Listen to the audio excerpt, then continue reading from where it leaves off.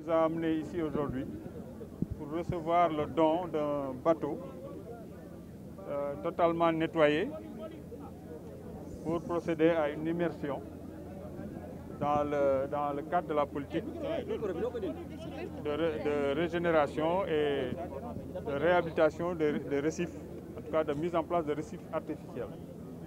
L'organisation CAPS, dirigée par Alioune Thiam, nous a fait ce don en guise de participation dans le cadre de la politique que nous menons.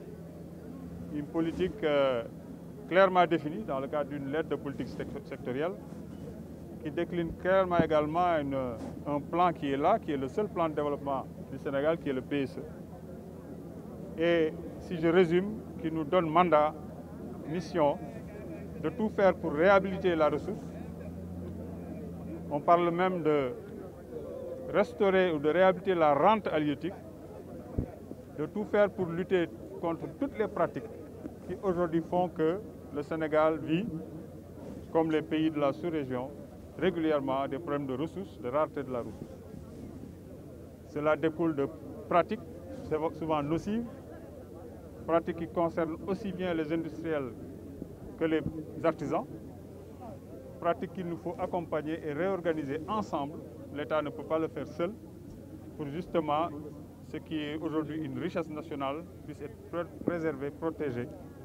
Et dans cela, il y a la lutte, comme ils viennent de le dire, de toute pratique interdite, nocive, mais également tout faire pour réhabiliter tous ces récifs qui permettent à la ressource de se reproduire. Donc voilà un peu l'objet de ma visite, où nous allons tout de suite aller en mer, dans des zones bien définies par les techniciens. Et ceci, j'ai demandé à la direction des pêches maritimes de l'inscrire, de même que la direction de la gestion des fonds marins, dans une politique globale, pour qu'il y ait une logique d'ensemble, une stratégie d'ensemble, pour que justement, autant que possible, on puisse, avec le respect des aires marines protégées et autres dispositifs, faire en sorte que la ressource puisse revenir davantage le long de nos côtes.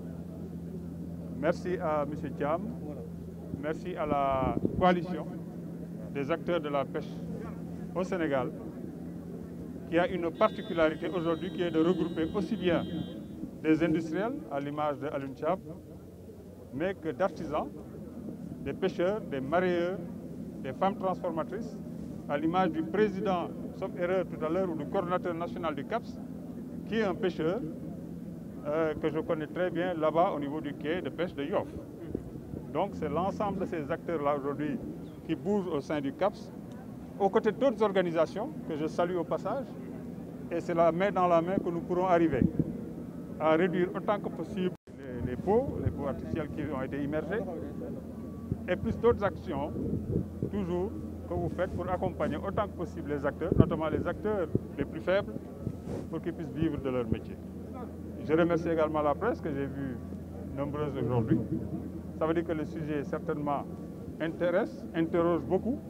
Il est vrai que beaucoup de choses se disent sur la pêche, je dirais les pêches continentales, maritimes, l'aquaculture, mais malheureusement, très souvent, beaucoup de choses non fondées se disent également sur ce secteur, que nous avons pris l'engagement autant que possible de redresser. Et forcément, quand on redresse, on est en face de certaines pratiques et donc de certains intérêts qui, malheureusement ou heureusement, parfois ont en tout cas leur puissance.